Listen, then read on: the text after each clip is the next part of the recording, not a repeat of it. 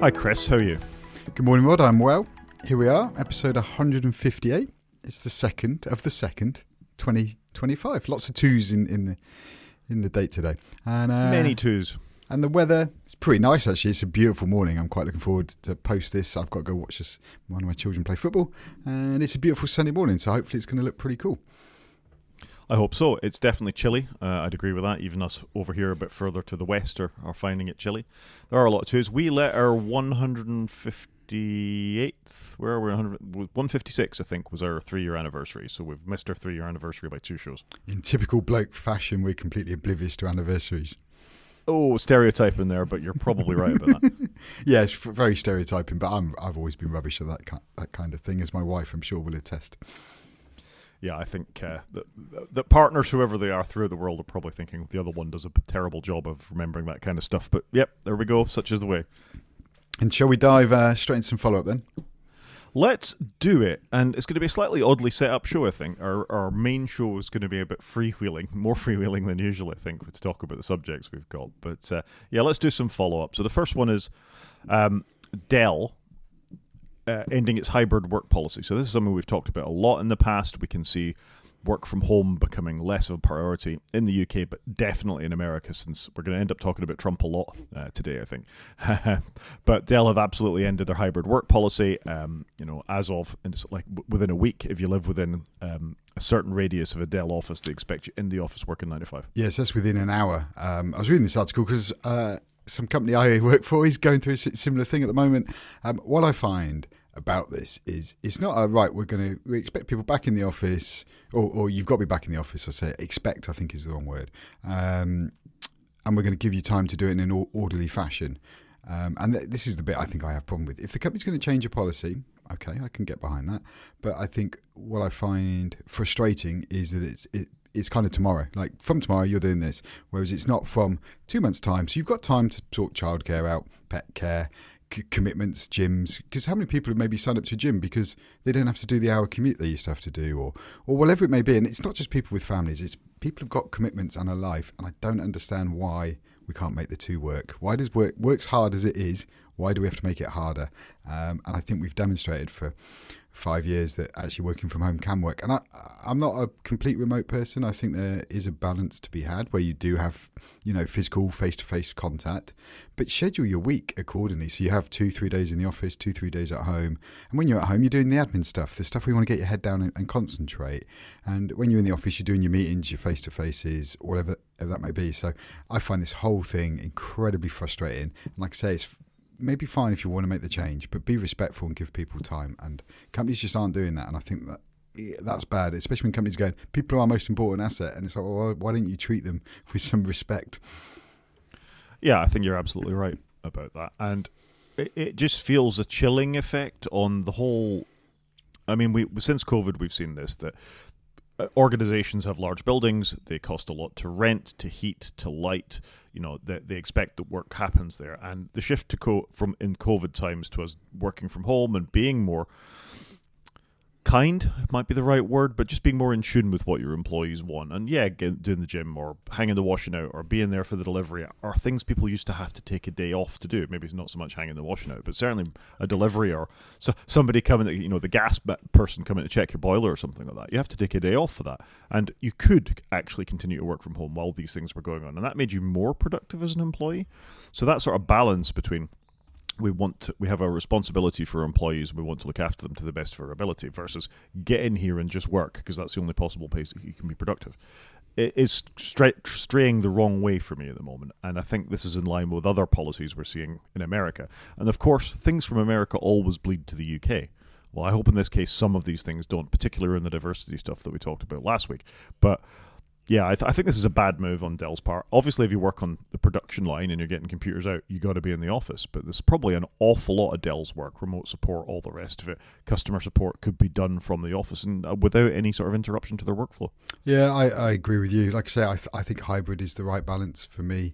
And I think for a lot of people, and I've certainly had that feedback from people in my team at work and other teams. So I just find this, one of the really good things that COVID did bring around. Obviously, it brought a lot of very horrible things, but the one good positive was this ability that you don't have to be in the office to be working. And there could be, you could have a very big, job and still be present with your family. And I don't understand why that can't happen. I don't think the two need to be mutually exclusive. It's our horrible, touchy-feely way of thinking, obviously, Chris. It's just old school, isn't it? And there was a lot of talk here in the UK just 2 weeks ago. There was a panorama show on the BBC.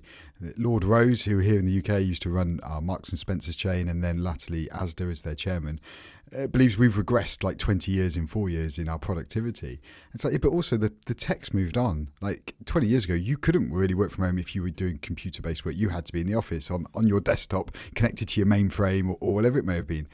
You can do it from home. Now, I appreciate some employees will be, taking advantage of the situation, but that's when you monitor their output. If they're not performing what you need them to perform, that's when you have a word. And you have that FaceTime, a couple of days a week or whatever that may be. But you should be trusting people. People are adults. You should trust them to do their job. And if they're not doing it, you'll see it on the productivity. Which you'd have seen if they were in the office anyway. Just you're in the office is no marker of your output. And I think you and I are probably fairly similar managers in the sense that I don't care where you are as long as you get it done. That's all I care about. I had this exact conversation with my team this week. Chris, I need to work from here that day and that day. And I said, well, in the last 5 years, have I ever told you where you need to be? No. So carry on doing what you're doing. Yeah, exactly. There we go. Look at us being progressive and cool. Let's pat ourselves on the back. Something I'm not going to pat on the back, however, is Apple potentially going back onto Twitter /X. So Apple stopped advertising on X/Twitter following some adverts of theirs appearing alongside some very right-wing statements, fascist statements. That's why they pulled it, as did a number of other companies. I think this was the thing that made a lot of people leave Twitter at this point, but apparently they're thinking of walking back here, and I can't think that's a good move. The fact that they're even thinking about this, but obviously in light of Trump being in, Elon being Trump's best buddy, it feels like that £1 million that Tim Apple donated this is just a further extension of greasing the wheels of the current administration, which it does not sit right with me. No, it doesn't sit right with me. And there's a breaking story just before we came on the podcast, actually, that there's been a terrible plane crash in America where a military helicopter got in the way of a landing plane in Washington, D.C. And apparently the NTSB, which is the Safety Investigation National Transport and Safety Bureau, I think of what it stands for, are only going to give updates to the media via Twitter. It's been forced on them, presumably, by Elon. Now, this feels illegal and grimy to me, that you're using the corporate agency that is Twitter to force governmental departments to only report it that way. That's not right, is it? Like, surely you've got to use a service that's not open-ended. Obviously email does have some locking, but you can pretty much do whatever you want with email. You can use any email address. You can use any client. It's not linked to any one giant corporation. This does not feel right. I mean, you're a national agency. Post on your website and the journalists will come. Yeah, agreed. This doesn't feel right at all. But maybe this is the second coming of X/Twitter in that... Trump's going to rebuild Twitter for Elon after Elon messed it up. But to make a private agency the mouthpiece of the government, and that particular private agency, it just blows my mind. I completely agree with you on this. I don't know I really don't know what to say. This is just stupid. I hadn't seen this before we recorded. So. No, but this is what I mean. I saw it literally as we were just a bit pressing record on our various things as this came up. But how idiotic is that? I'm sorry. I can't agree with that. No, I 100% agree with you. Another thing that's idiotic is that Meta agreeing to pay its $25 million to settle a Trump suspension suit. So I don't think we talked about this last week. I'm suddenly having a flashback that we did, but I don't think we did. No. This was when Facebook booted Trump's accounts off of Meta in the same way that happened with X, actually, for some of his statements, following the July 6th events that occurred in the Capitol, Washington again. Anyway, Zuckerberg is trying to get past this by just chucking him $25 million. So it'll go away, even though Facebook would probably have won the suit.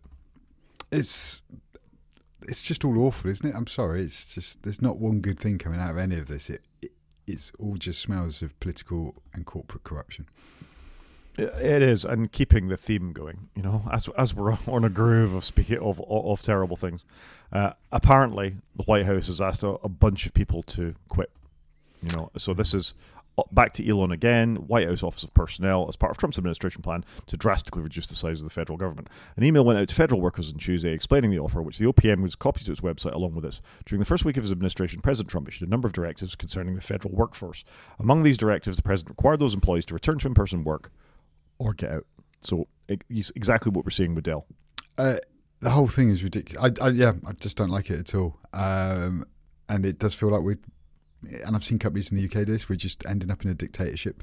It's just, I don't know, I really don't understand it, but it does seem to be the put up or shut up kind of thing. You know, it's pick one road or the other. I can't condone it. I can't condone either route. We're going to do one more grim story, and then we've got a slightly better one. So, slightly better. I did put all the grim ones together because I thought let's do the rant and then break and move on. Let's get the grim out of the way.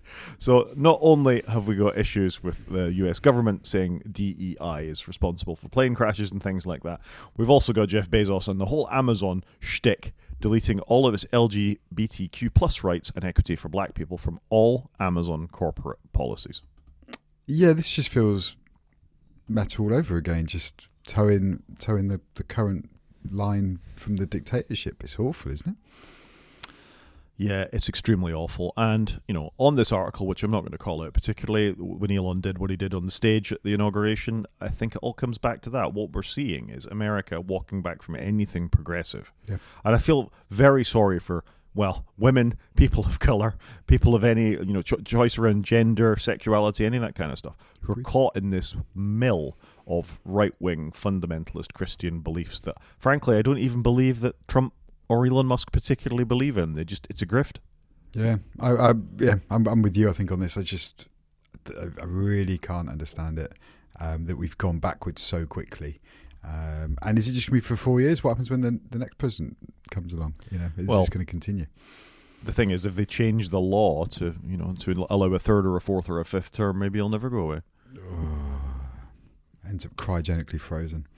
It's a terrible state of affairs, and frankly. We might talk about it immediately. I cancelled my Netflix subscription this week.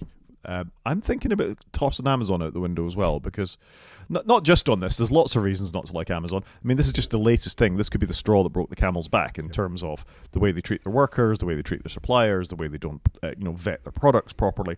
There's lots and lots of reasons to fall out with Amazon. But like I say, straw that broke the camel's back potentially. Yeah, and sometimes that's what it takes, isn't it? The little things add up, and then boom. They've gone a step too far. I think they've gone a step too far. This is an Elon adjacent story, I guess. Yeah, should we get back to tech? So 18.3 came out last week, which is 18.3 on all the things, including your HomePod and your Macs and your all that cycle of patches came out, which is good. And there's literally nothing in it that anybody would really notice, I don't believe. Well, maybe the news summary's getting turned off. I was going to say fixed, but it's just turned off. It is turned off. I meant to put it in the show notes actually. I use Sleep Plus to track my sleep. Apple Intelligence summarized that as you've been sleeping well during the day. Wow. It was a busy day in the office, was it, Rod? If you were in the office, you wouldn't have been. Your watch wouldn't have thought you were asleep. Well, as it happens, I was in the office, so I'd been up walking around. I'd cycled into work. I'd done a workout, but Apple Intelligence saw this as me sleeping well during the day. Wow, okay, interesting. But anyway, 18.3 is out, and we've got some more satellite connectivity by the looks of it to getting more in bed with Elon. Brilliant. Yeah, so we've got a couple of stories about it. This one in particular is that some iPhone customers will get SpaceX connection via their T-Mobile. I presume it's quite a small number of iPhones to begin with, just while they test whether this works or not. So I guess if you're living in a remote part of America, this is probably, and are a T-Mobile customer, this is quite a useful thing. Yeah, it does feel. I'm a bit mixed, as I think we discussed on satellite connectivity, because we're just ending up with a world, an outer world full of satellites, aren't we? It does make sense. Like, it does feel like we are going to have connectivity everywhere at some point. Obviously, if you're outside, so it does feel good in one respect, especially for emergencies and so on. But there's a lot of satellites, and this is just fueling Elon even more, which is obviously a little concerning. Yeah. It is a worry for sure.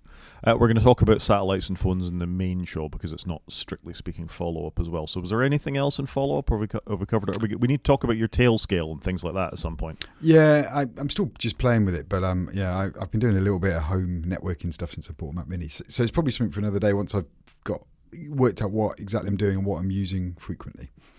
Cool. Okay, well, let's go and do some news. So first story, and this is quite a cool one, I think. If you're an Android user, then Android now has a Linux terminal built into it, or certainly from Android 16 it will have a Linux terminal built into it. So Bash or Z Shell or something like that, if you're familiar with these kinds of things. I love me a bit of terminal action. But apparently soon you're going to be able to run graphical apps via the terminal, not just SSH and top and things like that. So somebody, of course, has got Doom running via the terminal on Android 16, and I think this is really cool. Yeah, it's kind of cool. I mean, it's always a meme, isn't it? What can you get Doom to run on? And some of the stuff they've been doing with Android, obviously, where I think it's called Dex, where you can dock your phone, with a USB-C cable, have it on your monitor, have a keyboard and mouse. I'd love a future like that where my phone is my computer and I'm not lugging, an iPad or a laptop around. So this does look quite good, and it just feels like mobiles really are eclipsing everything, aren't they? With the power they've got in your pocket, it's ridiculous. But this is the thing. The secret is your phone always was a computer. We're certainly, as soon as we had iPhone and decent Android phones, they were always computers. So let us use them as computers. That's what you and I have been asking for a long time. Your iPad would be a significantly better device if you could use bits of Mac on it. 100%. I could consider using an iPad for a lot of what I did if they'd let me run the bits of Mac on it. I think they'd increase sales from the tech aware, yes, but a switch to flick to say let me do this would cost Apple nothing. So it's good to see that Google at least are allowing this with an Android. Yeah, I think it's good, and it would be nice to see Apple obviously allow a little bit more capability on your mobile device when docked, when constant power, etc. And let me do more rather than ring fence it. Yeah, absolutely. One thing that's not looking good for Elon is Tesla at the moment. Tesla's 2024 results are out and they're terrible. So this sort of follows the quarter stocks were down, but actually the whole year stocks were down. Tesla saw a 6% drop in automotive revenues, down to $77 billion, still quite a lot of money. Energy generation and storage increased by 67%. So basically what this comes down to is people aren't buying his cars anymore. Yeah, which I find odd because here in the UK it feels like I'm seeing more and more cars. More Teslas. I find it just a little odd from that perspective, but obviously in other markets, if the sales are dwindling, maybe we're not making up the shortfall here in the UK. And they've obviously got a lot of new models coming out, and the Cybertruck's out. So I'm surprised that they're down as much as they are, but I'm not surprised because obviously a lot of governments are pausing the need to go fully electric, and there's a lot of people looking at electric and still not comfortable that the infrastructure's there and what have you. And I know both of us have electric cars. We've talked about it. I think they are great, but I don't use mine for commuting every day, and I don't travel huge distances. Would I feel differently then? I don't know. But I think in the range that Teslas do, I'm surprised that they're dwindling as much as they are. I think a lot of this can be linked back to Elon himself, though. The kind of person who's likely to buy an electric vehicle, I can't speak for Americans. I think Americans are quite happy to buy American car companies' cars. Although the biggest selling car in America for many, many years was Toyota Camry, which is a Japanese vehicle. And I know that Volkswagen do well there because of all the Dieselgate stuff and all the rest of it. But General Motors, Chevy, Dodge, all these brands do extremely well in America. They buy their own first, and Tesla is an American company. However, the kind of people that buy electric vehicles are wimpy, left-leaning, liberal types who are more likely to want an electric vehicle that's good for the planet. And if Elon has changed in the last 2 years, I'd say, since he bought Twitter, is sort of when we've really noticed the big change in him.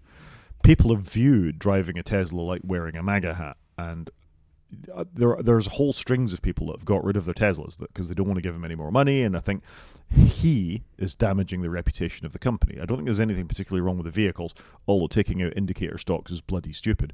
I think the problem comes from him, and if you look at some of the forums and things, I follow a YouTube channel of a guy called, Richard Simmons, who he's done Tesla videos for years and other electric vehicles. He's an electric vehicle salesman in Southampton, I think.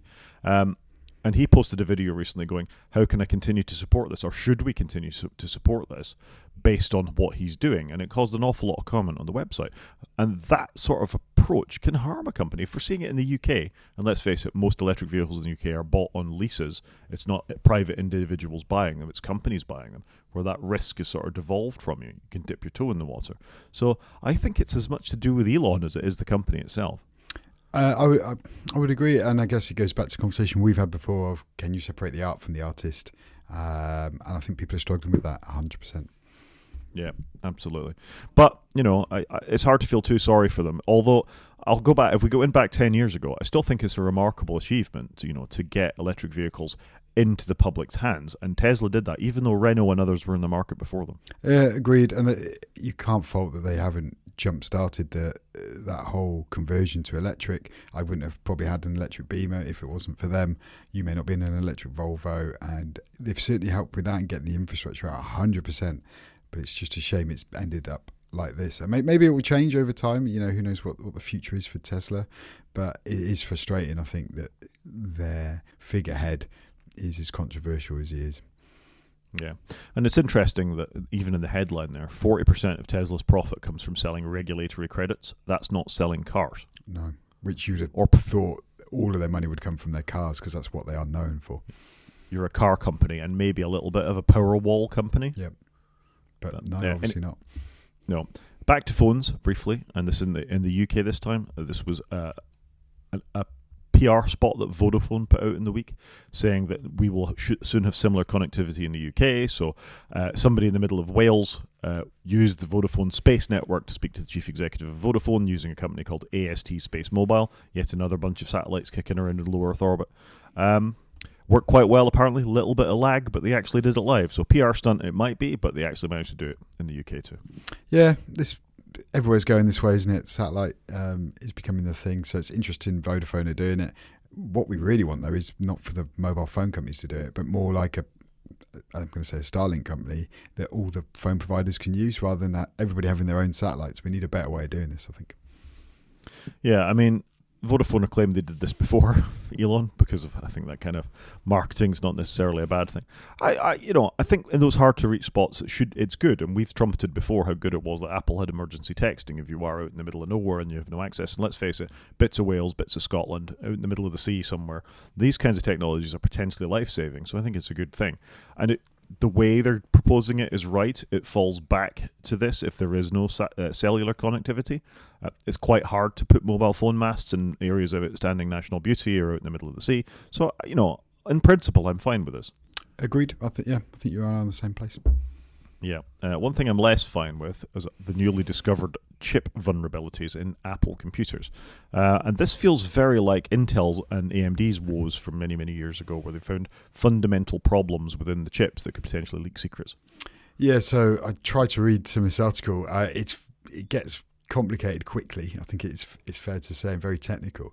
But it is quite interesting. Yeah, all of Apple's chips in recent years affecting pretty much all their current devices have got some form of potential vulnerabilities, whilst still being a little hard to exploit. Is there in the hardware of the device? Obviously, I think Apple have acknowledged it from what I remember reading, but they're basically saying, look, there's nothing to believe there's an issue that's an immediate risk here. But did you understand any of the technical stuff in this? Because I must confess I struggled after a point. It is very technical. The vulnerabilities are called SLAP and FLOP, which are acronyms for something or other. Speculative execution attacks, which are very similar to the Spectre attacks that we saw in Intel and AMD chips in 2018. Kevin Beaumont, who is someone I follow on Mastodon, who is a white hat hacker who does this kind of stuff, used to work for Microsoft, is very big on these various hacks, tried to implement this himself and really struggled. He sort of followed and he understands the technical backgrounds to it all, and even he struggled to do it. I think it's one of those things that's a nominal risk, but you've got to really know what you're doing, or it could even be a theoretical risk, which we often see from, in a very specific set of circumstances you can get these things to do. And what they're saying they can do is potentially leak information from credit cards, sensitive data from Chrome and Safari browsers, and Google Calendar and things like that, iCloud Calendar. So potentially the risk of them is high, but I think the threat of them is currently quite low based on the steps you have to go through in order to get them to work. But vulnerabilities are bad, and I'm glad they're being highlighted, and hopefully Apple have a chance to actually, even in a theoretical way, shut them down.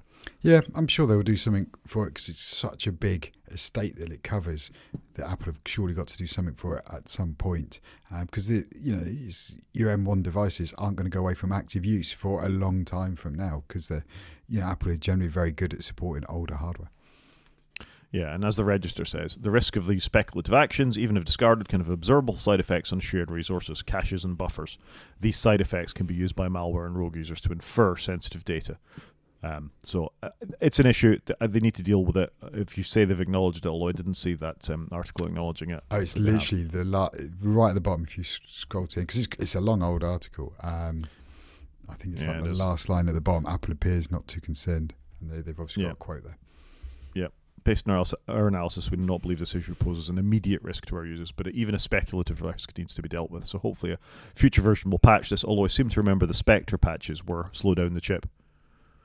Yeah, I think that's correct. I'm trying to remember now. But I think, though, in reality, nobody ever really noticed that once it got patched. I think Spectre was a big deal, and I still get warnings about it when I install various Linuxes and things.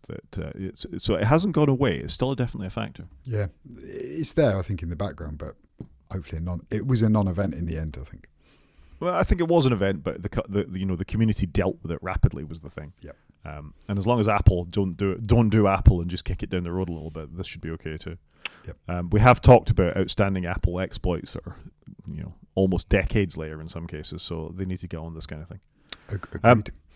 Something that was also decades ago was the Pebble smartwatch. Did you ever have a Pebble smartwatch?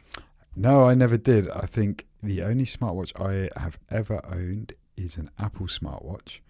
But I do have a confession to make. I did order a Garmin smartwatch yesterday because I'm doing a little bit of running, and I was getting fed up holding my phone just to get it to count the steps that I was doing. So I have ordered a Garmin, which I've never ordered either. So it's quite timely that we're going to have this Pebble conversation. And used to follow on the Garmin, I just bought the cheapest chips one because I just want to wear it occasionally when I'm going for a run. I've gone back to my analog watches. I still maintain I want to do that, but I just don't have to hold a phone when I'm going for a run. Did you own a Pebble? I did own a Pebble. I put the Kickstarter money in, and I had a red Pebble. And for those that don't know, a Pebble smartwatch was, I think, the very first generation of smartwatch. It didn't do very much other than you could change the face on it. It had an e-ink display, and you could change the face to be whatever you wanted. There were various funky designs.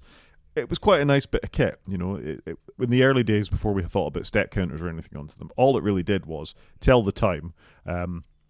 And you could change the face to be whatever you wanted it. So it was a pretty cool thing. But apparently they sold Pebble to Google, I'm trying to remember. No, they sold it to Fitbit, and then Google obviously bought Fitbit, and Pebble just got lost in the ether somewhere, I think, which is a shame. But apparently they've given the Pebble brand back to the original founder of the company. No.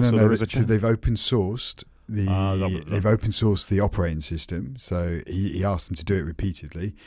So he can now get the original firmware. He can't reuse the Pebble name. They're still in the trademark for that. So he set up a thing called Repebble. And they're basically looking at doing something, but he doesn't know what. I think, he's starting to have a look at it. But the founder is still wearing his Pebble that last had a firmware update in 2016. He's still wearing it today. So he's obviously believing that there is still a product and a market there, and it looks like they're going to reboot Pebble in some shape or form, building upon that original operating system, which is kind of cool. It is cool, and it's proper use of old technology, isn't it? I really did like my Pebble. I thought it was a quirky device. That worked really well. It was one of those things you put on your wrist, you forgot about it. It acted like a watch, and because it had an e-ink display, you barely needed to charge it. It was like every 2 weeks or something like that. I think I had to charge it. Which is fantastic, and obviously the tech's moved on since these things were made. I do think the one thing with the Apple Watch, it has kind of killed the watch market because everybody's got the same watch on, which is good and bad. But you look at most people's wrists and say, "Oh, you've got an Apple Watch," and they all look the same and have done for that's designed for a long period of time. So it'd be nice to have something else in that marketplace. Yeah, just be careful with your Garmin. This was all over the news a week or two ago. It's probably why I got it so cheap. They have a blue triangle of death. People are getting at them when they're taking them out of the box. So smartwatch has got a smartwatch, I guess. I've just bought it. Like I bought the real cheap one because I don't want to go back to a smartwatch, but I just want one for when I'm trying to train to do a small race, and I just thought I'll just just dipped my toe in the water, and I've never had a Garmin. I've never owned anything else. But again, battery lasts for 2 weeks, and I was like, tick. Because what's worse is when you have an occasional device, like with the Nintendo Switch, and you pick it up a week's time, and it's always dead because it just doesn't retain the battery. So I'm curious to see how this is going to go. Yeah, fair enough. You didn't think of like an Oura Ring or anything like that didn't even have a face on them? No, I want something that I can just see. I don't want to be fiddling with my phone. I just want to go, I'm going for a run. How did it compare to last time? Am I actually improving or not, I guess. But I did see these rings, but I don't know. I just wanted to have something that's tried and tested and is cheap and isn't a membership or a subscription. I've just thought, I'll just spend a little bit of money, and it's not a lot. It's like £100, and I'll just try out. Like I say, now is probably a good time to get it going because I'm having a bit of negative press. Fair enough. Should we do some media? Yeah, let's dive in. It looks like we've both had a busy week. We've had a busy week. Although, the first story is an interesting one. Public domain image archive has gone live. So this is all public domain art in the world. And they've released their entire catalogue. And basically, this works better on a phone than the thing I was just showing a minute ago because I can't get it to scroll. But the first website you land on is an infinitely scrolling list of public domain artworks, which is just incredible, frankly. And I'd encourage listeners or viewers to click on the link in the show notes. There is a catalogue view as well where you can scroll through it, but the amount of public domain artwork that's been released on this website is frankly astounding. Yeah, it's kind of cool, isn't it? And it's great. It's being catalogued and it's here, and there's obviously detail around it. I think it's fantastic. Wow, it is. So, for example, all the Apollo 11 astronauts photographs are on here, and you can work your way through them all. Just briefly back to Trump, he's going around the US government removing anything in terms of what data they put out. So I slightly wonder how much of these things will continue. I know all the CDC data has been removed from their servers, and USA websites being taken down. But stuff like this is just incredible, that you want to get the original definition images from NASA's Apollo 11 landings. There's a picture of Neil Armstrong we're looking at the moment just after they landed on the moon. It's just incredible stuff. Yeah, agreed. I think this is fantastic. I love it. Yeah, so bookmark this and add it to your presentations and things like that, because there's just a huge amount of things on this website that you're able to find. So I was really impressed to find this link, and I've lost literally an hour just working my way through some of these just to see what's in there. It's incredible. Yeah, no, I like that, and it's great it's out there. I just don't understand why we wouldn't do things like this. Why wouldn't we do things like this? I agree. We've talked before about how Apple TV is doing and how does it rank among streamers and broadcast television and all the rest of it. So there was a story in 9to5Mac this week about Silo actually making it into the top 10 streaming chart. I think this is the first time an Apple TV show has done so. You've started Silo now, right? A long time ago, I think I started episode 1. I'm just struggling to get into TV shows. I'm just not in a TV show mood at the moment. I really don't understand this. 45 minutes of something or an hour or something works really well. I've watched Silo. I'm on episode 3 of the second series. It's quite slow going compared to the first series. Without spoiling anything, well, I might spoil things slightly. The sort of central mystery around the first thing gets slightly spoiled at the end of the first season. So you're a bit like, what else have they got then? And so it's a bit harder to keep going with it. The performances are great, the sets are incredible, but this is good. I think that Apple TV have finally got something in there, but they're obviously nowhere near a Squid Game. No, look, they've done some great stuff and they should get recognition for it, so I'm all for it, but I don't know why. Like I say, I'm just a bit anti-TV show at the moment. Maybe I'll get out of this funk at some point. You're going to have to. I'm looking at this list, and Apple Silo was actually at 9. Your Beast Games has made it here to number 10, I see. Do you know what? Psychologically, that is a show. Like the stuff they put people to, like you've got to pick your mates, and we watched one just yesterday. So there's 10 people left. So you start, I think, with, I don't know if it's 100 people or 1,000 people, and they whittle it down to 10, and whoever wins $5 million. And so they put 100,000, they put $1 million in a box in cash, in used notes, and then you've got 10 people, and you all come out of your house one at a time. You can't see, so you come out in number order, and you have to take some money out. You can take little, or you can take all of it. And then all 10 people get to take some money out. And obviously whoever's last just gets whatever's left. But it's quite psychological. Like if you're the first person, do you take 1/10 of the money? Do you just take it all because you've got £1 million and be hated by everybody else? It's just very interesting how they do it. And it's quite brutal to watch. And my kids are loving it. There you go. I've started Squid Game. Squid Game, I watched the first episode, but as mentioned elsewhere, I've just cancelled my Netflix account. So I may not finish Squid Game Season 2. Yeah, and I generally don't have Netflix either. So I just get it every now and again for a month. I will be buying it for Drive to Survive for Formula One because I quite enjoy that fly on the wall show. But I will have it for 30 days and then it will go. Fair enough. I think that's all we can say about that. I am enjoying Severance, though. I will say I'm on Apple TV Plus. I'm at the third episode of Severance dropped, and that is such an amazing show. Yeah, I was gonna watch it and haven't. I don't know. I'm just struggling to get into it. I think I need to. Did you watch the first season? Yep, watched the first season. Very much enjoyed it, but I don't know. I'm just not in the mood for it at the minute. I don't know why. I can't explain myself. Your head's in the wrong place. Yeah, Chris. it's just not appealing to me at the minute. I'll get there. You'll get there. Something that I found quite surprising is there's going to be an Alien TV show, which I hadn't heard about till I found this, and this relates to the next thing that I watched. It's an interesting trailer. It's called Alien Earth. It's the alien coming back to Earth. If I skip along this, I won't show 30 seconds of what's going on here. But basically, you can see it's a facehugger or an alien in a spaceship that's about to crash into Earth.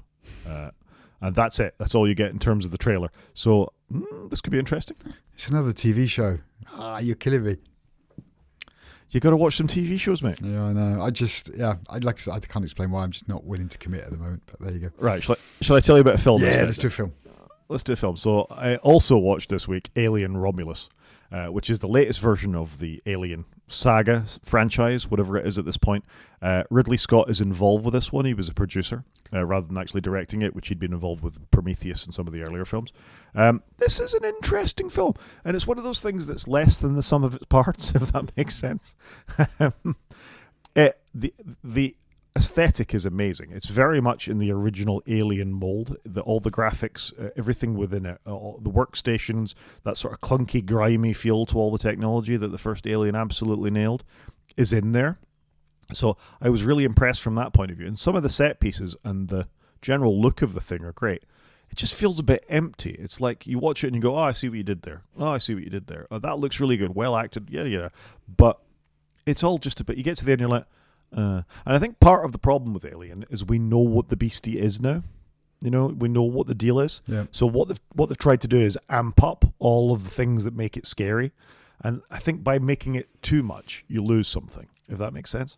You know, it does. And look, I must confess, I've not watched a huge amount of Alien stuff because I don't like scary films. And so it's always put me off watching it, I think.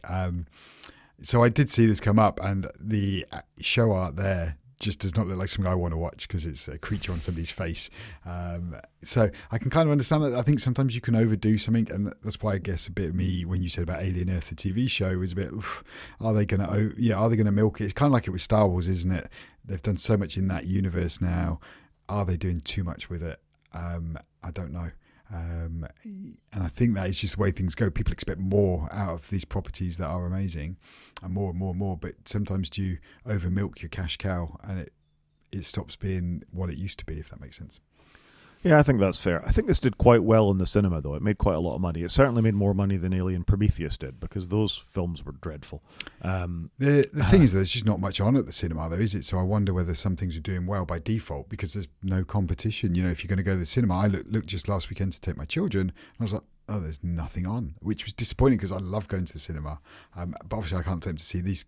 It needs to be a family film, but there's just so little on, I think, at the moment that your chances of scoring are probably a bit high.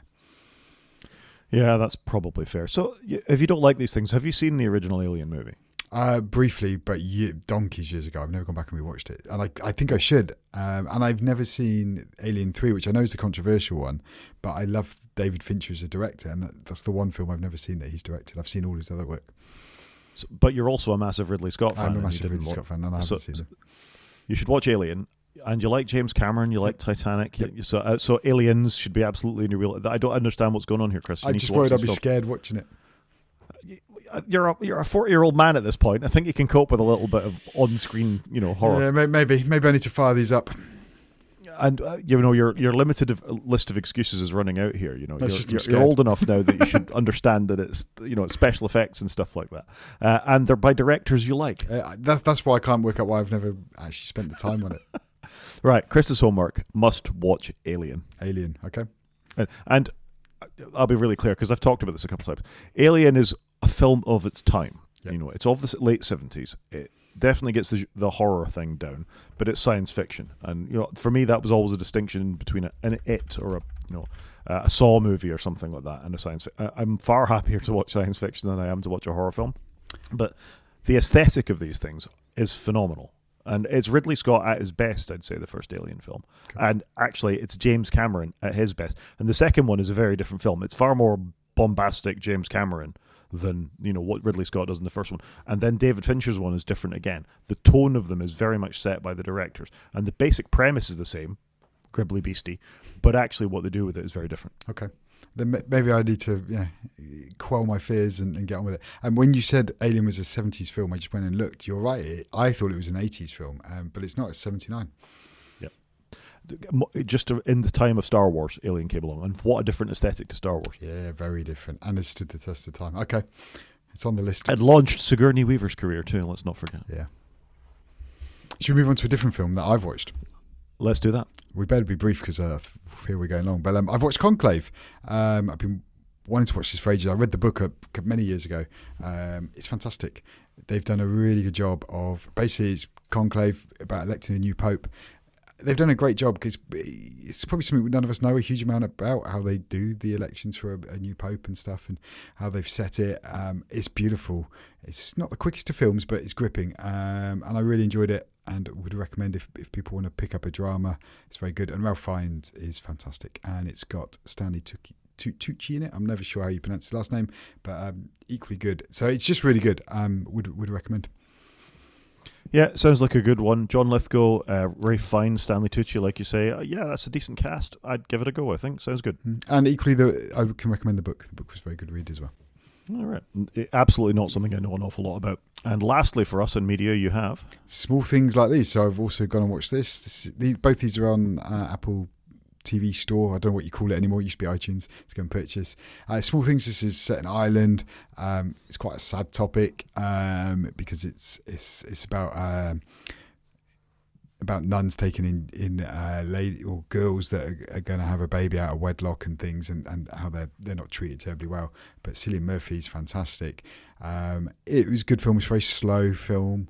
Not a lot of dialogue, but well done. Very again, beautifully shot. But both these films are beautifully shot and have amazing, just little scenes, little filler clips to set the scene and that, and really well done. And yeah, both of them are lovely. So it is definitely worth a watch if you can pick it up, I think, just to see Cillian Murphy do something different. Yeah, I can see Mark Kermode liked it. A bit low-key for some people, but he found it very moving. Always a good critic, very thoughtful. Good scores on Rotten Tomatoes. Better for the critics, obviously, one slightly more for the critics. It's more of a critics film, I think. Yeah, the Magdalena Laundries is an absolute scandal that, if you watched the ITV show a few years back called The Women in the Walls, was also based on that same sort of premise. Having an Irish mother, I know a little bit about this kind of stuff. Not an awful lot, but a little bit about this. And it was an absolute scandal that sort of dominated the nation, that was kept hush-hush for a very long time. So two very sort of religious-based movies you've watched this week, Chris. Yeah, and I'm not an overly religious person, but I don't know why. They both just... You know what it's like? Sometimes you just grab something in the moment. It's like when you go to read a book and I'm going to read that book next, and then suddenly you see a different book and it's, oh no, actually I'm going to just do that. And it was the same with this. I went to watch something whilst I was running on a treadmill. I thought I'll just pop the iPad up, and that's a great way to watch a film because you've got no distractions. So that's how I ended up watching both these this week. Should we do your game? I just very briefly in games, because I don't think either of us played. But GT7, Gran Turismo 7 on the PS5 continues to update, and they've dropped a couple more cars, all included. I just think it's great how they keep just adding little bits to the game many years after it's come out, and you don't have to keep paying for it. I love this game. I haven't played it as much lately, but they just keep updating it, which gotta love a free update. Gotta love a free update. I have actually played 5 minutes of this since I got the update. I don't know what difference it made to the game. Presumably it's just the 4 new cars. I didn't buy any of the cars. I popped in, I did the weekly challenge, I got my 100,000 and I popped out again. Yeah, I did that last night. I just love that they just keep doing stuff for it. So if you are into it, you haven't got to spend more money if you don't want to. You can buy more credits, but you don't have to. And I just think they've got the balance right, and they keep dropping that little bit of content. So I think it's really good. Fair enough. Main show? Yeah, let's do it. Okay, so sort of the main news this week in terms of Apple news is it's the Apple quarterly reports. Now, once upon a time, we'd spent an awful lot of time talking about the Apple quarterly reports, but I think we find more news and things to talk about these days. I think it's quite hard though with the Apple new numbers to report them because it doesn't make exciting reading. You're best off just going to look at one of the roundups that we've got in here from either 9 to 5 Mac or 6 Colors, because I think they do a great job of this. Here's a pie chart and Apple's smashing it as per usual. But yeah, Apple's doing all right. Who knew? Yeah, and I think the sort of the takeaway from all this is that Macs are doing particularly well. iPhone's doing a little less well than they would have hoped for. I think they're down 1% or something like that. So total revenue this quarter, 124 billion. iPhone revenue 69 billion, Mac revenue 8.99 billion, and iPad revenue 8.08 billion, with services at 26.34 billion. So Tim Cook said Apple is reporting our best quarter ever with revenue at 124.3 billion, up 4% from a year ago. So I think this is just, the shares dropped because they always drop following this. But this is just another bonkers quarter from Apple, really, isn't it? For all these minor percentage ups and downs, they continue to make all of the money. They do, but they've had a strong year for hardware, haven't they? So it's not a shock that they're up. They've done iPads, iPhones, Macs. Apple Watches everything got a bit of a look at last year, I think, on the whole. So I'm not surprised that everything's up a little bit. It wasn't as, there wasn't, I don't think, any amazing hardware that was really, shocking it, wow, you've got to get the new iPhone. But they've had a strong year. So it's not a shock, is it, that their products has really upticked, and it was Christmas. So not a big shock, but still very much the iPhone company. Yeah, very much the iPhone company, although that 1% drop has got to concern them. I think they felt they had a very strong product with the iPhone 16. And you and I agree the basic iPhone 16 is probably the best standard iPhone that they've produced in years. The Pro model's much less so. That sort of contingent thing on Apple Intelligence, I'm not sure is quite the sales thing that they think it is, though. And we're probably hoping for more. Yeah, Apple Intelligence just isn't there to drive the upgrade sales. I don't think people are that fussed by the software features. I was with a friend last night who's gone from a 13 to a 16, both Pro models, and he's got his new 16. And you think that's 3 iterations. He said it was very anticlimactic setting up his new phone because it's just, the shape's the same, the camera looks the same. Obviously, they're a little bit better. Your buttons, you've got the camera control button and a torch button now, but it's just not really that different. The screen's a fractionally bigger, but there's nothing really in 3 years worth. It's, to most people, is obvious why you've upgraded. Yeah, I think that's entirely fair. I was looking at Mastodon this morning as well, and I noticed a comment from somebody going, have you ever actually received a Genmoji from anyone, even if they've got compatible phones? No. Nope. This is it. And as I was getting ready for the podcast, I was trying to figure out an Apple script. I don't use Apple script. I know nothing about the language. But I pasted it into the script editor, and I got this helpful little Apple Intelligence pop-out saying, hey, it looks like you're writing a letter. Would you like me to improve that? And I thought, surely Apple should know on an Apple script editor that I'm not writing a letter. You would have thought, but they've rushed it. They've rushed the feature, haven't they? And they haven't done these basics. I think that is the whole thing with Apple AI. Back to the point, this isn't driving sales. I think the products are what drives the sales. If they make compelling products, people buy them. They made better Macs go up. They make average iPhones don't change. In fact, they drop slightly. So that's the story for me, is that Apple should remember it's a product company. Also, are people holding off for this year with the iPhone because there's rumour of this Air product coming? I'm certainly a little interested to see something different, but we have to see how it goes. Yeah, but you and I are weird. We follow this stuff. Your average consumer just waits for their iPhone to be the battery not cold to charge, that wants something faster. They're not waiting for some unannounced Apple product. They just go down to the shop and they buy, or go to their mobile phone provider and they get the latest iPhone or the latest Android if they're on that side of the fence. I don't think that they're waiting, unless you're an uber fan of Samsung or Apple, you're not waiting for the S26 Ultra or the iPhone 17 Air or whatever it is. You just want a phone, right? Yeah, no, you're correct. You're right. You're right. Most people probably don't know about it, but also where people are struggling with the cost of living, replacing your phone every year probably does does drop down the list of necessity. Exactly. So if we very quickly spin through this, because you're right, we are going a bit long. As usual, the Q4 is the one that you see the biggest bump in Apple sales because it's Christmas. So you go and you buy your AirPods or your new phone or your new Mac for your family, or they're going back to college or whatever it is, and that's when the majority of the sales happen. It's a good year for this year. Total Apple profit is up, as we've talked about. Gross margin continues to increase. We haven't seen a dip in quite a while now, it would seem to me. There's not really an awful lot else to say, is there? The year-over-year revenue change isn't as impressive as it was back in the COVID days, that's for sure, but that's not a surprise. No, but if you look at your graph there, services just carries on climbing the hill, doesn't it? You can just see there, that graph, that purple line, is just going up. Products very spiky, you can see that. Christmas, new products coming out, whereas services just constantly walking up a hill. It's very impressive that they've kept that going. Yeah, and I guess that's why they're not just caving to all the legislation around the world, as they see that sort of line continuing to grow and become ever more of a cash cow for them. Yeah, I'd agree.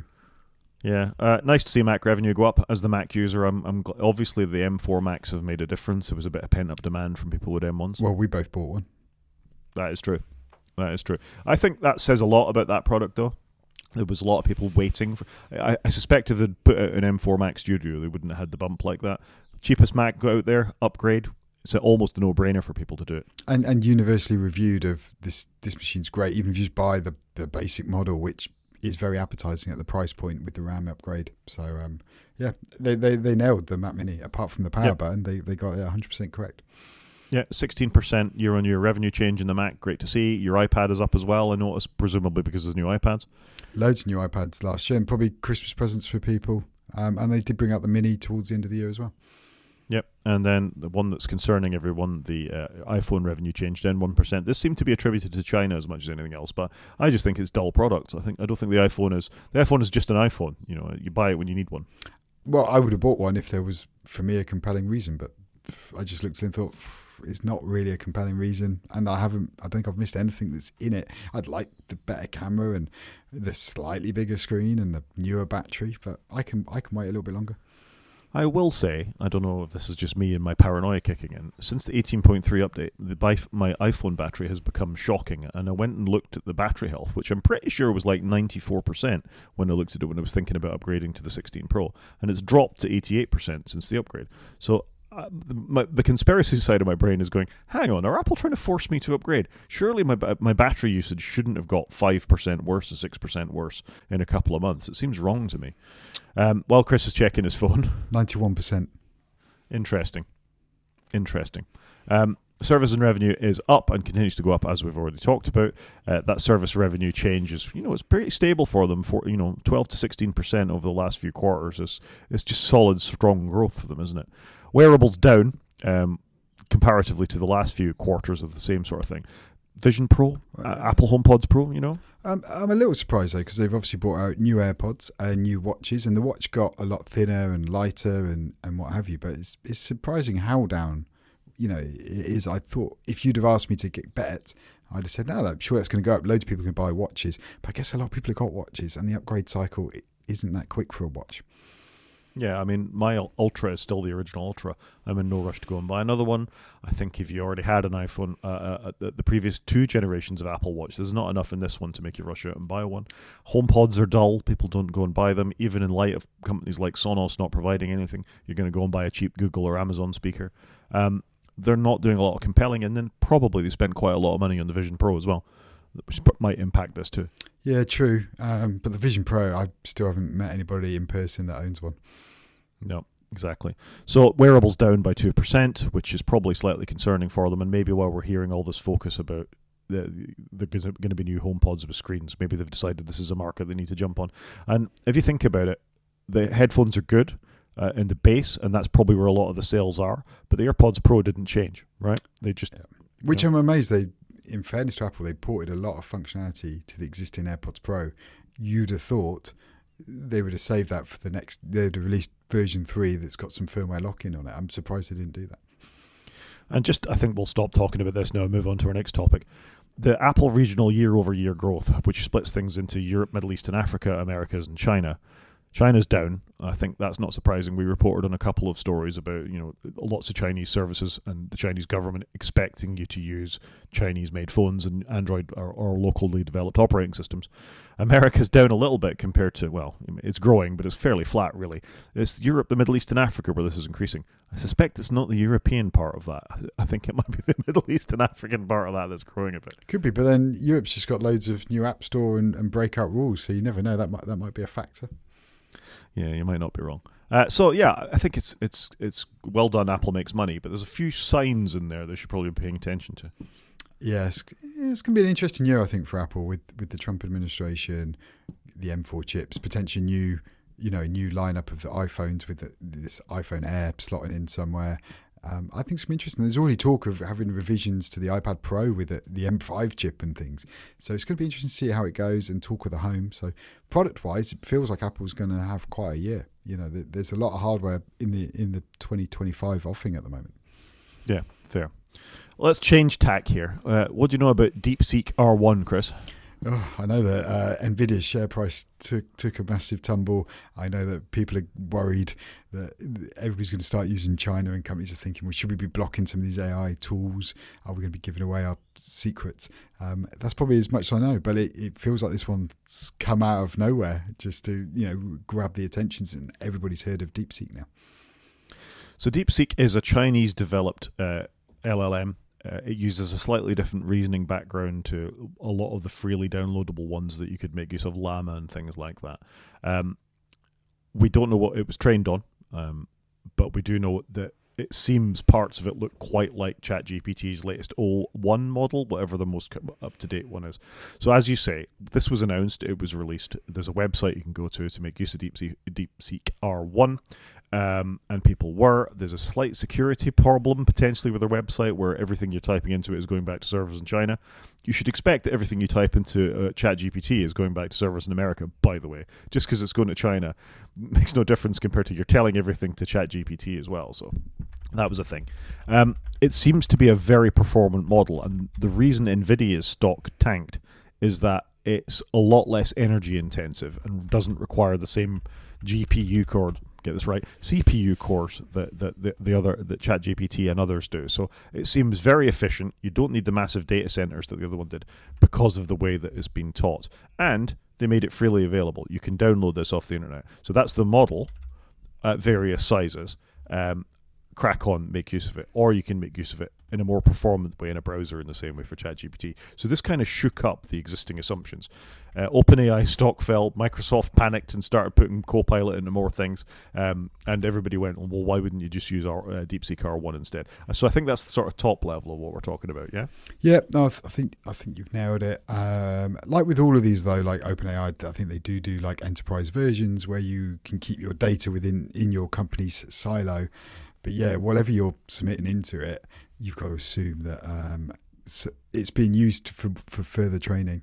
And I think the one controversial bit here is that apparently DeepSeek trained itself on OpenAI, and OpenAI are upset about that. But yeah, OpenAI trained their models on the whole of the open internet, and some of it has got copyright on it. So it's quite interesting that they're not seeing that as problematic. But I think it's good for OpenAI to have a bit of competition from another state, because they've just been out there on their own a little bit, and competition's healthy, isn't it?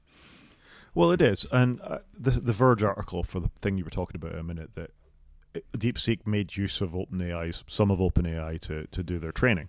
But we know that OpenAI just scraped all of the internet and everything they could get their hands on to train their model. So, oh well, I'm sorry, ChatGPT, I don't have a lot of sympathy for you complaining about they've copied our stuff, because that's what you did. You copied their stuff, everybody else's stuff. And even The Verge have got the irony on sort of the headline for their article about this. So I'm afraid my heart isn't bleeding for OpenAI on this one. No, I think there's little sympathy out there for OpenAI right now. I think this is, on the whole, I think it's good there are other challenges here, because we need this and we need to get more efficient, because if AI is truly the future, it's got to be way more efficient than it is now. And whatever they're doing, hats off to the people in China that have done this, they're obviously doing it a lot more efficiently than what we are in America. And I always thought that this would come. It will get more efficient over time. We've seen it with devices and apps and servers over the years. They get more efficient over time. but we need this quicker because all we're doing is building huge data centers and consuming way more power to power these things. And it doesn't feel like that's the right thing to do in this era. So I think this is needed, and the gauntlet's been laid down now to OpenAI. It's going to be interesting to see what meetings they've had this week following this. I think it's great. So in the Ars Technica article that we've linked to, there are 3 elements of DeepSeek R1 that shocked experts. First, the Chinese startup alleged for only $6 million, 3% of the cost of training O1 apparently, Wow. as a so-called side product. Secondly, it appeared 4 months after OpenAI announced O1 in September.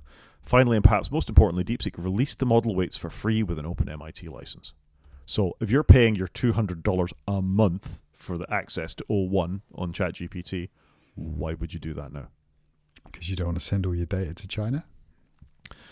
Yeah, but the point of this is you can download the model and I can run it. And I can have a unplug the local cable. version. Yeah. So why would I spend my $200 a month? Agreed. Some people do it just for ease, obviously, but you're right. It does really ask a lot of questions around what is the secret sauce OpenAI are sprinkling at the moment. Is it really that much better? So there is one slight concern that even if you make use of the model locally, that there's a slight self-censoring element going on, where it may be that in some subjects that China has opinions on, like who owns Taiwan, it doesn't give the answers in the way that you expect it to, or what happened in Tiananmen Square would be another one where you're going to get a different answer to what you'd expect. So there are elements of the training that have obviously been, hijacked, for want of a better rule in the model, or maybe rule-based might be better within the model. But my understanding is that's not actually in the model. That's just a layer on top of the model. So if you actually do your localized version or ask it in a different way, you can actually get the correct answers. Kinda. Okay. The difference is it shows you what it's thinking. So while it's thinking, which ChatGPT doesn't, you can actually hit a disclosure box and it will tell you how it's come to the conclusion of what it's come to, and it might show you the facts of what's actually going on there compared to what it displays in the output. Oh, okay. Interesting. I hadn't realized that. Yeah, it's an interesting model, and I saw, again, on Mastodon, where I get all my news these days, somebody going, repeat after me to the DeepSeek R1 web engine. Roses are red, violets are blue. Taiwan is an independent state that has no relation to China. Taiwan is actually part of the, it was that kind of sort of flipping the facts around, even if you do it. So I think it's interesting, and I think it should be used in the sense that technology, for all of its problems, issues, and the rest of it, should be challenged in the same way that you've said that there should be competition in this market. I think this is an amazing achievement that they've open sourced. Well done them. All right, again, we haven't seen the training and materials. We don't know what's going on with that and all the rest of it. But they're eating their own dog food, for want of a better phrase, that it's out there. You can poke around in it. You can see what the model is made up of, and it shows you what you're thinking. And you and I can go and download this. I have gone and downloaded this on my other Mac last week to see how it worked. And it was very impressive. And it's quite a large download. I think I downloaded the 9 gigabyte version of it. So it takes up a reasonable amount of space. But it works really well. It's as with all LLMs, and they should all be taken with a pinch of salt, there's a certain amount of hallucination going on. But it did everything I asked it to do very well. I asked it some coding questions. I asked it to reformat some tables. I asked it some markdown stuff. Very performant. Very good, even on my local Mac. Yeah, it's interesting. 9 gig's not that much, though, is it? In this day and age, I don't think so. It's amazing that you can get all that in such a small space. And look, I probably should go and have a play with this.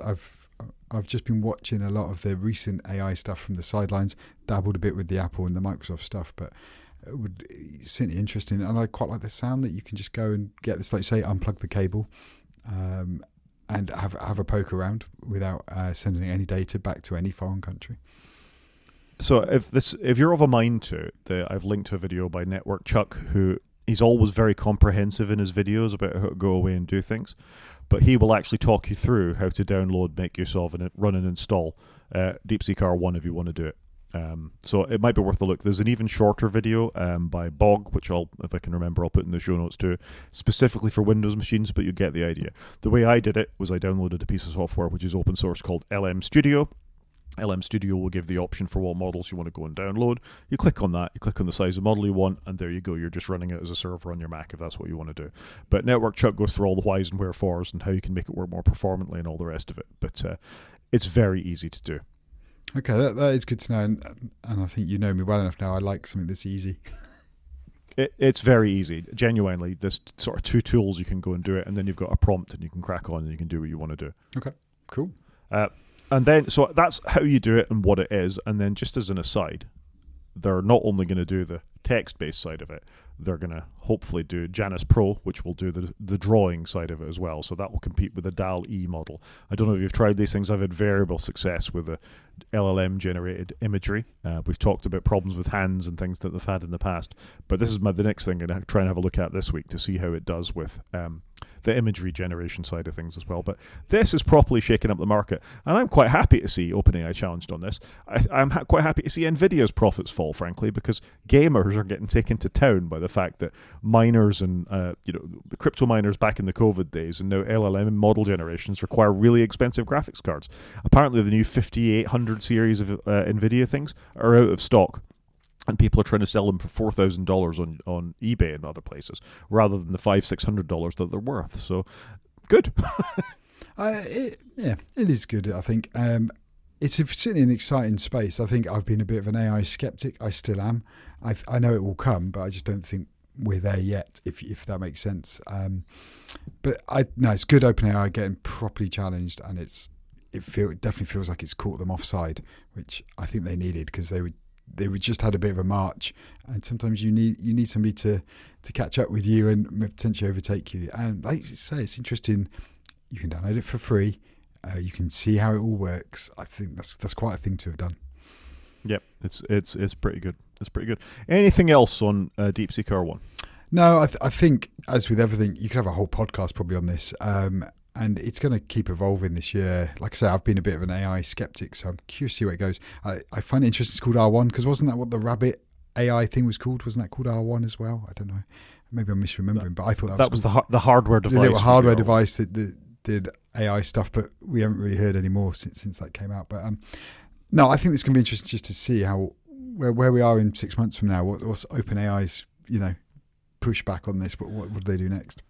It will be interesting if you're an investor in OpenAI, like Microsoft are. And Microsoft, by the way, have added this. They've added it into their Copilot Foundry, which is another article I meant to show. So you can use DeepSeek R1 with Copilot if that's what you want to do. That if you've invested a lot of money in this and somebody comes along and throws all the bits off the board or upsets the board like this, why would you be investing so much money in them? You know what I mean? That if you can make use of this, and some other researcher in maybe the Philippines tomorrow comes out with something even better and even more power efficient, then all those hundreds of billions of dollars that you're pouring into it, and for this Stargate data center, become very wasteful and sort of very close to science fiction. No, agreed. Do you not feel worried how quickly Microsoft have added it in? Do you like what sanity checks are they doing and all of that? I don't know. No, I don't, because literally, if you go away and try this when we're finished podcasting to get it up and running on your local machine, it's 3 clicks. Right. It's not difficult to do. No, but I more mean, should they not have? I don't know. Do they not have to do more checking to see what it's doing before they bless it a little bit? That was kind of where I was going. I think what we've learned is that no, they don't care. You just put it onto the user, don't you? Apple have built into a final release version of their operating system a beta piece of software in Apple Intelligence. Why would Microsoft care anymore? You put a label on it, you're going beta only, we've only just added this, draw your own conclusions, which is frankly what you should be doing with any of these LLMs anyway, because they hallucinate, because they tell you incorrect information, because they're definitely not always right. So I think buyer beware would be Microsoft's position on this, and quite rightly so. Yeah, okay. Yeah, maybe you've convinced me.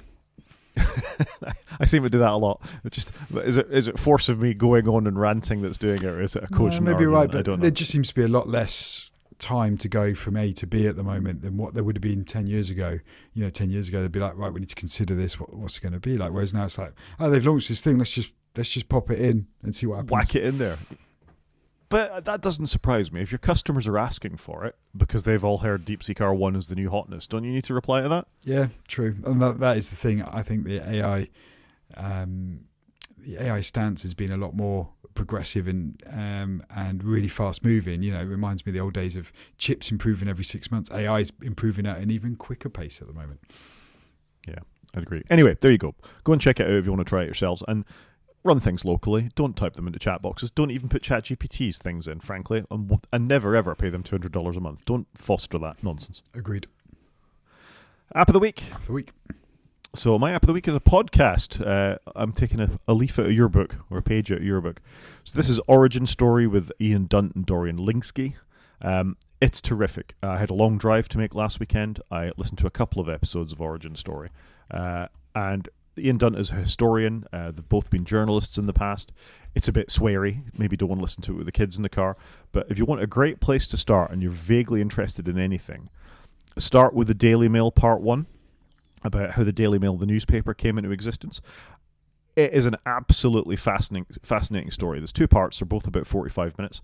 I was howling with laughter at one point in the car. And if I put into this, one of the Daily Mail's editors was having a BDSM affair with Ian Fleming, I think I'll catch your attention. It's that kind of stuff they go into as well. It's an incredible thing. And if you just want to feel, somebody express exactly how full about Elon Musk and Twitter. Their most recent episode, or almost most recent episode, about Elon Musk and the death of Twitter, which is also about just over an hour, is absolutely worth listening to. I'll almost say stop listening to our podcast and go off and listen to theirs, because they do a terrific job. It's really well researched. It's really well thought out, and I've just thoroughly enjoyed it.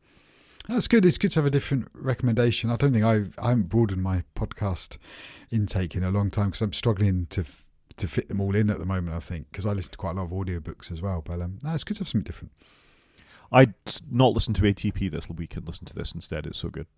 That is interesting because ATP is kind of still my go-to, I think, because I've enjoyed those characters for a long time. Yep, I get it. Anyway, check it out. Origin Story Podcast. Link in the show notes. Okay, so should we do Thing of the Week? Thing of the week. So I've actually put in an app. So we've swapped spots this week. So I've actually put in the Game Boy Advanced app on your Nintendo Switch because I fired this up. I wanted to play Tetris, like just a classic version of Tetris with no nickel and diamond for money and no ads.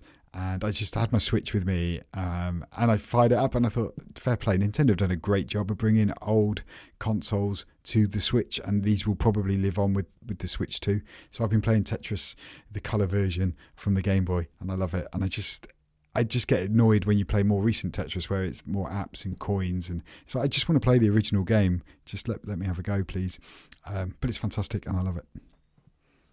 Fair enough. Sounds good. I liked a bit of Tetris. I got to say, I did download the PS5 Tetris Expanded or whatever it's got, which is good music, but it was too much going on. Frankly, just a bit of classic Tetris would do me fine. And that's all I wanted. I just had an itch just to play Tetris. And like I said, I just didn't want one that was all colours and sounds. I just wanted to play the simple one because there used to be Tris on the iPhone, but it obviously got taken down because of copyright and everything. But it was just a very simple game, and sometimes that's what you want. You just want something that's not an assault on the senses.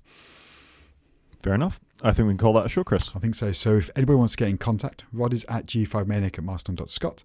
He's also on Blue Skies at G5Maniac at bsky.social. I am on Mastodon and I am at _CJP at mastodon.social. You can watch us on YouTube by going to our website and click on the YouTube link, or you can drop us an email, wakefromsleep@protonmail.com.